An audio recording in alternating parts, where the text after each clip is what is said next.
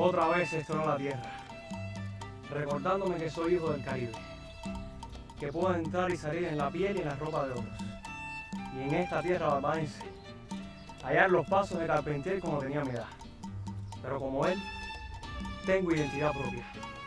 Y quiero estas luces para seguir llamándome Leandro Soto y navegar por estos mares en una tabla llamada isla. Leandro Soto, Pasos Perdidos, primera parte. De niño soñaba navegar, pararme en puntas en el malecón de mis Cienfuegos que separa el mar de la tierra. Pero al llegar a casa, todo era fantasía.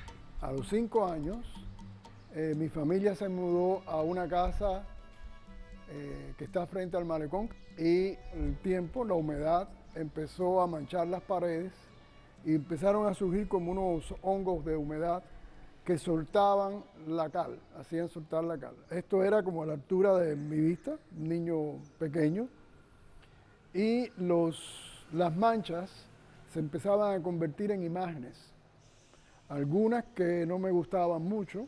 Entonces yo seguía rompiendo la cara hasta que aparecía una imagen que era atractiva y luego al rato la imagen con el hongo volvía a convertirse en una cosa que me producía cierto miedo. Entonces la manera de controlar esas imágenes fue agarrando una tijera de mi madre y haciendo dibujos directamente con la tijera en la pared. Entonces eso ya no podía modificarlo, ni la humedad, ni el tiempo, ni siquiera el propio juego de una pelota que tumbara la mancha en la pared. Esto me dio un poder sobre las transformaciones y por supuesto mi mamá me castigaba: ¿por qué estás dibujando las paredes? Pero era fue la primera reacción que tuve contra lo visual. Es decir, que el hecho de transformar daba cierto poder. Al punto que cuando en la escuela de arte a los 11 años empezaron a mostrarme las pinturas, que la historia del arte empezaba en las cuevas de Lascaux y Altamira, y que los hombres a aquella época, en aquellos tiempos inmemoriales, empezaban a pintar en las rocas para captar y cazar los animales. Dije, eso mismo es lo que yo hacía en mi casa para transformar la realidad. La entelequia de su infancia está asignada por las historias del abuelo Mambí y las vigilias de sus padres milicianos defendiendo el tiempo nuevo de la revolución. A la vuelta, Victorino y Rosalba volvían a sus tareas. En aquella época ella no pintaba, ella era maestra de primaria. Mi papá era el director del taller de decoración, pero la historia empieza un poco más atrás, porque mi abuelo, el padre de Victorino Soto, era escultor y hacía esculturas en mármol. Tenía mucho trabajo hecho para el cementerio Tomás Acea. Entonces ya esto daba una conexión. Cada vez que visitábamos su casa, él tallaba, por ejemplo, mesas muy creativas donde las patas de la mesa eran peces que se movían. Y además, mi papá era muy amigo de Mateo Torriente. Dicen ellos que cuando Mateo vio mis dibujos, dijo: este niño va a ser artista.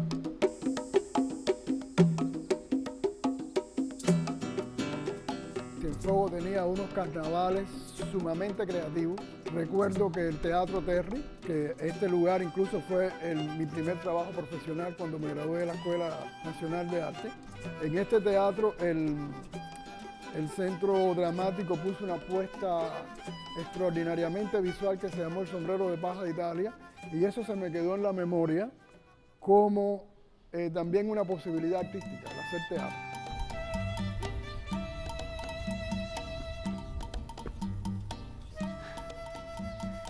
De manera que cuando llegué a la Escuela Nacional de Arte a estudiar pintura y grabado, ya era un muchacho cultivado por el ambiente cienfueguero. Cuando ya nos graduamos en el año 76, que yo fui enviado a trabajar a Cienfuegos, ya yo tenía un entrenamiento, vamos a decir, interdisciplinario. Y muchos de nosotros teníamos un entrenamiento interdisciplinario. Cosa muy interesante porque viviendo y viajando por las islas del Caribe, tanto hispánico como inglés, Casi todos los artistas que han trascendido tienen un entrenamiento interdisciplinario. Es decir, que además de ser escritores, pueden ser pintores, son músicos, son poetas, son bailarines. Y yo pensé que esto era que el Caribe es que es muy complicado, es decir, que no te puedes comprometer con una sola expresión. Pero además es un problema de sobrevivencia. Cuando no tienes trabajo en el teatro, puedes pintar. Cuando no puedes pintar, eres escritor. Cuando no escribes, entonces te aprendes un instrumento musical. Y, sobre todo, enseñar. Enseñar cómo pasabas tu propia síntesis hacia los demás. De inmediato descubre que en cualquier parte del mundo se hallan estrobos que unen nuestras vidas con otras pasadas o presentes de ignoradas geografías. Sus primeros estrobos los halló en el mar para convertirse en su primera gran entrega artística en 1979. Lo que estaba sucediendo en el mundo era el arte de la instalación y el performance. Yo le puse acción plástica, porque lo había visto también en revistas francesas y venía como acción plastique. Y también, en honor a la herencia cienfueguera francesa, muchos de nosotros hablábamos francés. Samuel Feijó hacía instalaciones y hacía dibujos interesantísimos con poemas. Benjamín Duarte hacía unas comidas en sus casas, que podía ser el precursor del performance, porque él invitaba, vestido con una corbata roja, a comer cosas rojas. Pasta de mamey, carne roja,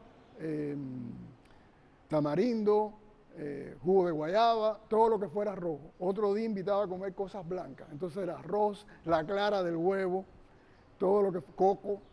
Así que las comidas eran pictóricas y a estas comidas recibías invitación. Es decir, yo sabía que todo eso sucedía. Samuel Feijó a veces se paseaba por el centro de todo el Prado de Cienfuegos vestido con ropa de invierno. Sí, con un sudor, pero vestido con un abrigo invernal. Es decir, que ya habían unos antecedentes de actividades que se hacían con cierta conciencia de transformar el lugar y de provocar.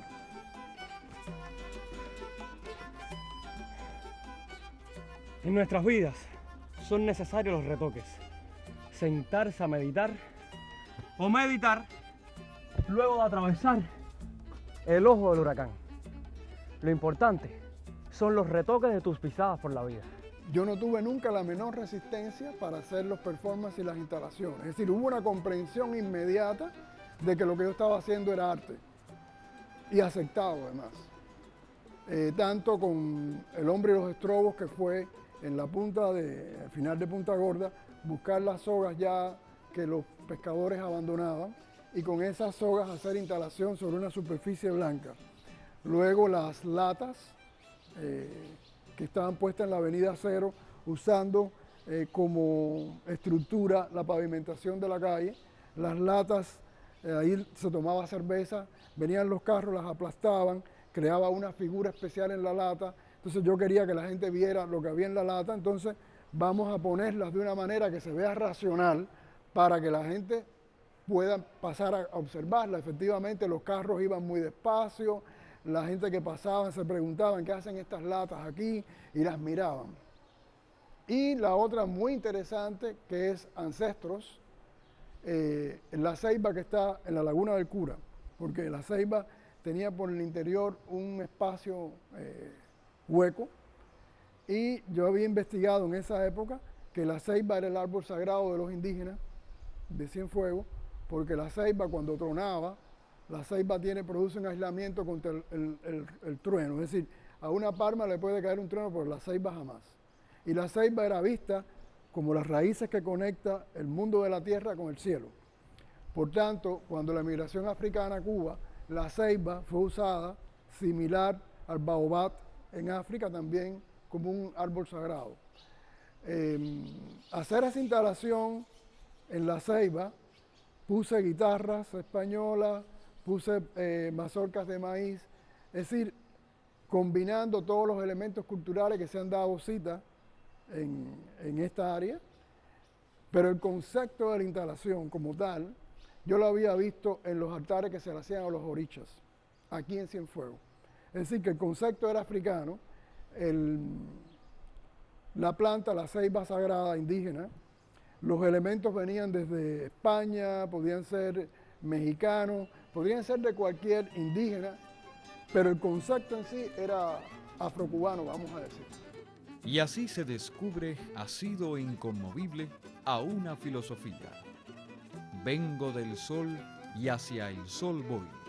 Soy arte entre las artes y en los montes, monte soy. Vamos al sol.